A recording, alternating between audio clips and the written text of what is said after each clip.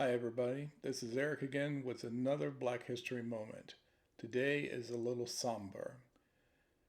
Thanks to a Facebook page titled Black History Untold, I have pulled together this information to remind you of something devastating that happened in our history.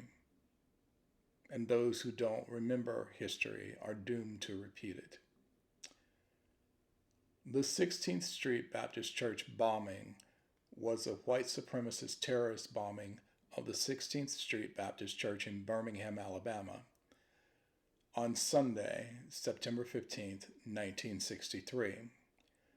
Four members of a local Ku Klux Klan chapter planted 19 sticks of dynamite attached to a timing device beneath the steps located on the east side of the church.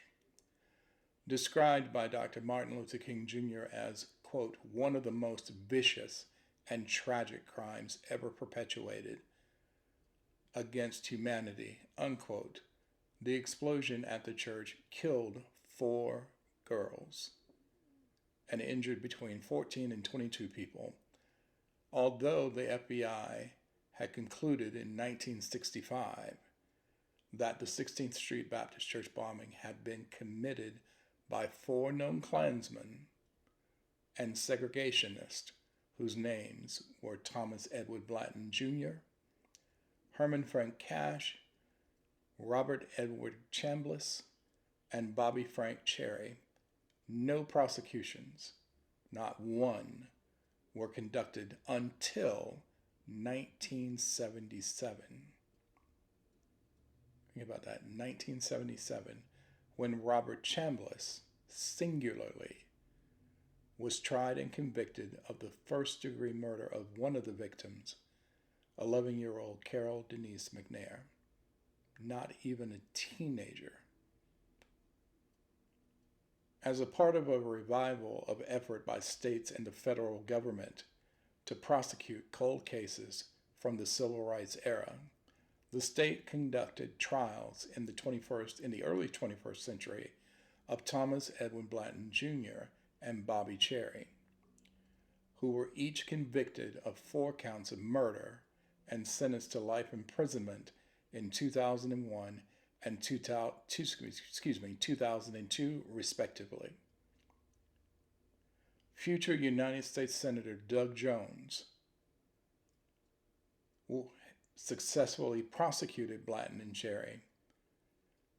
Herman Cash, however, had died in 1994 and was never charged with his alleged involvement in the bombing. The 16th Street Baptist Church bombing marked a turning point in the United States during the Civil Rights Movement and also contributed to the support for the passage of the Civil Rights Act of 1964 by Congress.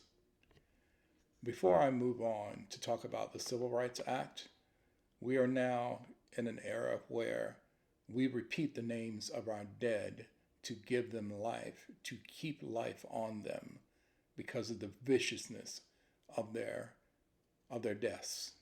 And so the names of those 4 little girls, one not even a teenager, and the others barely teenagers: Denise McNair, Carol Robinson, Cynthia Wesley, and Addie Mae Collins, going to church and died because of them being black. Now, as of note, I will specifically say the Civil Rights Act of 1964. And that's exactly what it is. It is an act that has to be renewed every 25 years. It is not a codified law, which means it is subject to change and it is subject to erasure. And in the political climate that we find ourselves in now, under a second term of the presidency of Donald J. Trump, any thinking person can understand that the civil rights of the United States and this particular Civil Rights Act is in danger. I cannot make it more explicit than that. It can be erased. So on this day of Black history, please be mindful to not take any of the rights that you have for granted.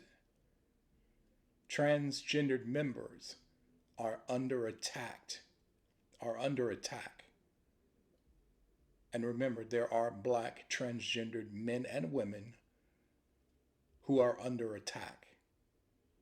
LGBTQ people, including lesbians, gays, bisexuals, queer people, and even allies to these communities, are under attack.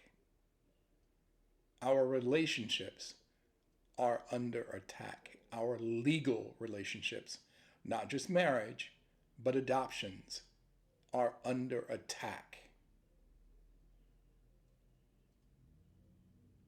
A lot of us have to still go about our daily what we do each day, our daily to-dos, whether that's going to work, multiple jobs. Someone like me who has taken early retirement and surviving on Social Security benefits while I try to get my notary business up and running. A lot of us, our focus has to be on those things, but even just the smallest thing that each of us can do. Remember, we only talk about the power of voting during the election cycle. But remember, that power does not end then. It does not.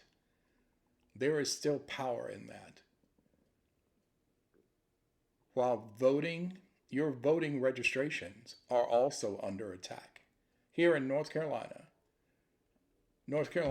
is one of the few states that elects its North Carolina Supreme Court judges. In fact, all of our judges.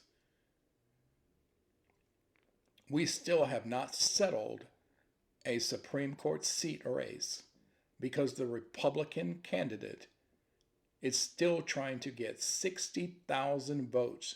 That I remind you, and mind you, it's not just Democratic voters. There are some Republican voters in there whose votes are also being challenged, saying that when they registered to vote, they didn't do all of these things that they were supposed to do when they registered to vote. But the North Carolina Board of Elections group has vetted this out, and all registrations of these 60,000 people who are trying to zero out their votes, it's been vetted out, and there's nothing wrong with those ballots.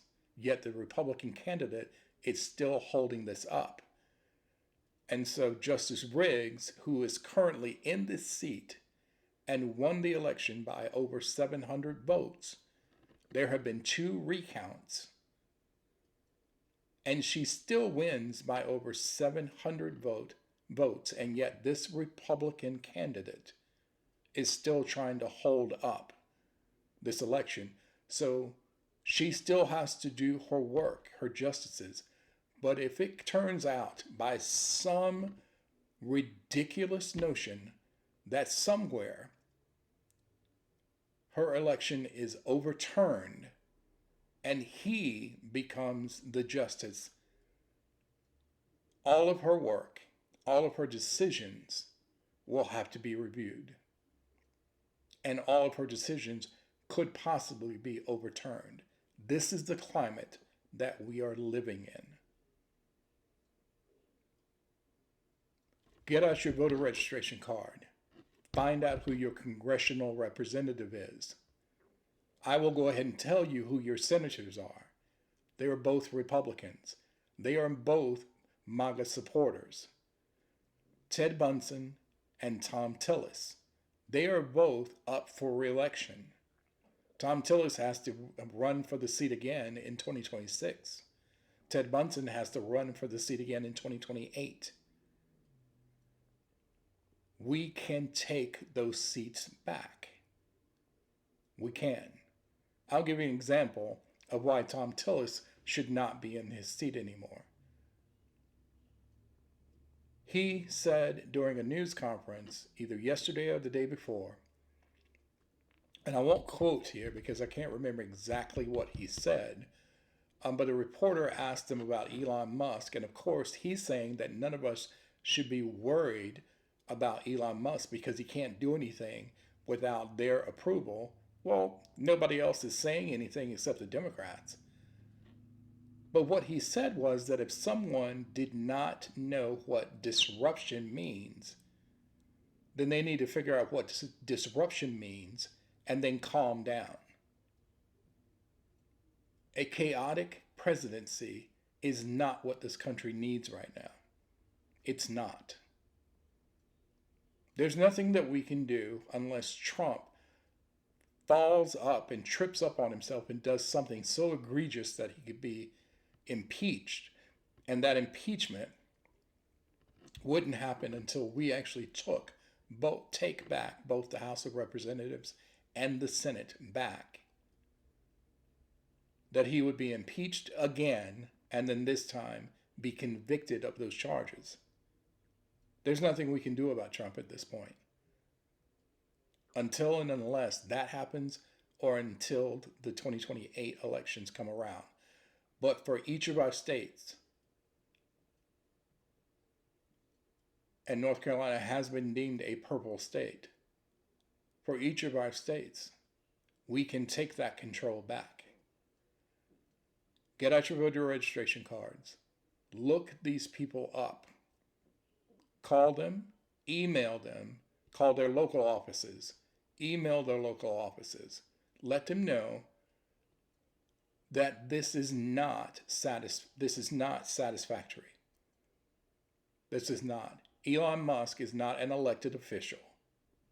He may have been appointed by President Trump as a special federal employee, but he has no constitutional access to anything, which is why court cases are being created now, lawsuits are happening, and even today, a federal judge has put a stop, whether it be temporary or not, to the federal buyout process that's going on for the some 2 million federal employees of the federal government.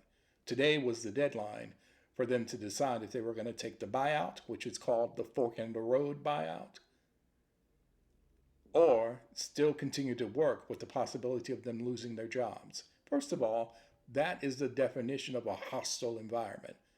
Who can go to work? There are people who go to work in that type of environment already.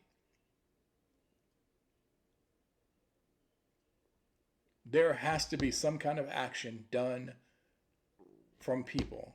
What I'm doing is I created this channel for that specific purpose. My videos are not always political, but this is something that I can do, a vocal voice for people who can't speak for themselves.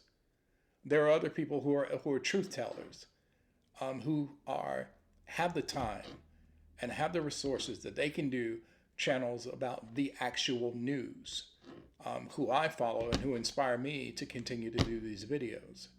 There are people who can actually run for government. There are people who can actually get jobs in local government to affect that. Each of us has the power to do something, because the alternative is not acceptable. It's not. I cannot just not do anything. That would be egregious for me to do that, and I would be the same as everybody during the election campaign who promised that they would vote, who kept their asses at home and sat down and allowed this to happen. This is on them, not just the MAGA people, but it's on them, those who refuse to vote. And I will give you a little heads up about tomorrow's Black History Moment. It is going to be about our past vice president. That's all I'm going to say about that now, but I'm going to talk about that now and do a contrast between who actually is dumber than a box of rocks. But again, this has been today's Black History Moment, and we will see you on the next video. Before I go, I need to get into the habit of saying this. Please like, please subscribe, but also please share these videos so that other people can understand what exactly is going on and remember this history And this history is history. And I always say this, I don't know why I just said what I said. Black history is American history. Thank you.